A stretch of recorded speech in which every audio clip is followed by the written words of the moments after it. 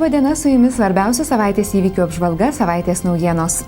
Ketvirtadienį prezidentė Dalia Grybauskaitė pristatė savo darbo metų veiklos ataskaitą. Šalies vadovė pabrėžė, kad mūsų teisėsaugos sistemoje yra daugybė problemų, o politinės partijos neišlaikė skaidrumo egzamino. Prezidentė taip pat atkreipė dėmesį į ekonominio stabilumo ir energetinės nepriklausomybės svarbą. Už savo darbus atsiskaito iki šiol ilgiausiai dirbusi vyriausybė. Artėja rinkimai. Visuomenė dalyjasi į stovyklas ir vis sunkiau randa bendrą kalbą. Esame ties mūsų šaliai ir vaikų ateičiai lemtingais sprendimais. Todėl šiandien būtina susitarti dėl svarbiausių darbų. Nes būtent sutarimo stoka neleidžia mums spartesnių žingsnių eiti į priekį. Tiksliau, išsiveržti iš uždaro nebaigtų darbų rato, kuriame metai iš metų sukamės, eikvodami energiją, laiką ir pinigus. Į prezidentūrą per metus kreipiasi beveik 7,000 žmonių, kas antras dėl įvairių teisėtvarkos institucijų darbo. Viena vertus džiaugiamės pažanga, kuriant teisinę valstybę. Kita vertus, abejojame valstybės gebėjimu užtikrinti teisingumą. Visuomet palaikiau ir palaikysiu ieškančius tiesos. Tačiau niekindami valstybę, keikdami jos teisėsaugą ir įstatymus, vykdydami tik savo teisingumą, tiesos nerasime. Dar kartą. Savaitės pradžioje Seimas pritarė įstatymo projektui, kuriuo siūloma ratifikuoti Europos sutartį dėl stabilumo, koordinavimo ir valdysenos ekonominėje ir pinigų sąjungoje. Antradienį po pateikimo šį dokumentą parėmė 67 Seimo nariai, prieš buvo 4, susilaikė 12. Dabar Europos fiskalinės drausmės projektas bus svarstomas Seimo komitetuose. Lietuvai atstovavusi šalies vadovė Dalia Grybauskaitė ir dar 24 ES valstybių atstovai finansinės drausmės sutartį pasirašė šių metų kovo 2 dieną Briuselyje. Lietuva pagal žmogaus socialinės raidos indeksą 2011 metais pasaulyje užėmė 40 vietą ir pirmą kartą istorijoje buvo priskirta prie itin aukšto socialinio lygio valstybių. Nuo 1990-ųjų skaičiuojamas indeksas padeda nustatyti šalies išsivystymo lygį ir įvertinti ekonominės politikos įtaką gyvenimo kokybei.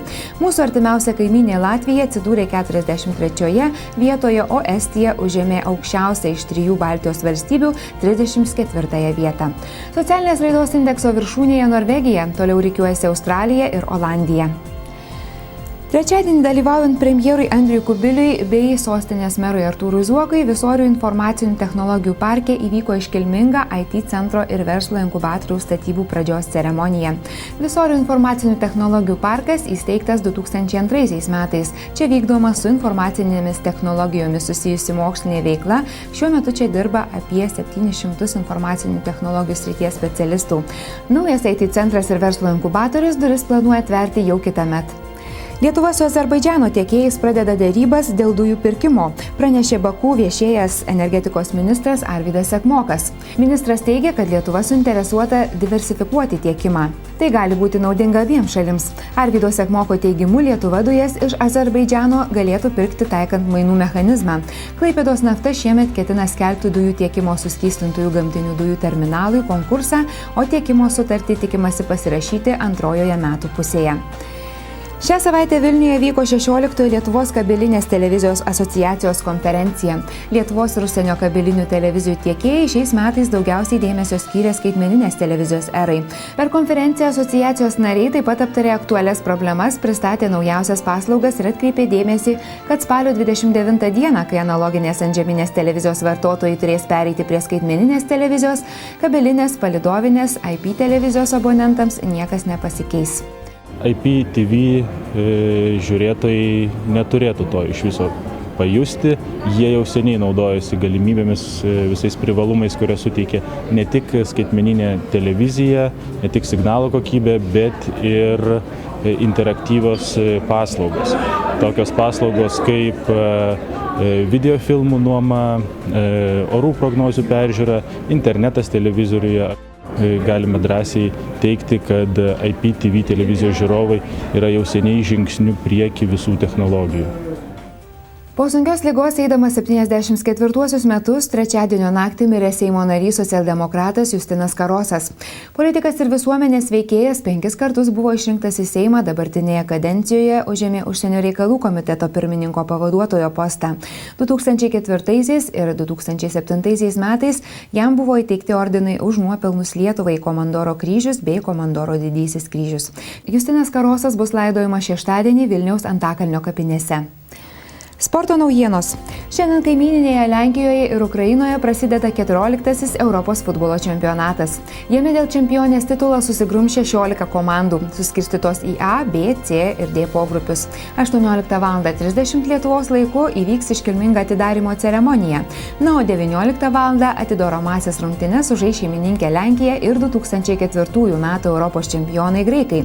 Visas Europos pirmenybių aktualijas iki pat Liepos 1 dienos sekite per 5 TV. Trečiadienį iš Druskininkų į Palangą persikėlė Lietuvos krepšinio rinktinė, čia ji toliau ruošis artėjančiam olimpinės atrankos turnyrui Venesueloje. Antrojoje stovykloje pajūryje jau prisijungė kapitonas, vidurio puolėjas Robertas Jevtokas, o kitos savaitės pabaigoje prisijungs į žaidėją Šarūnas Jacikevičius.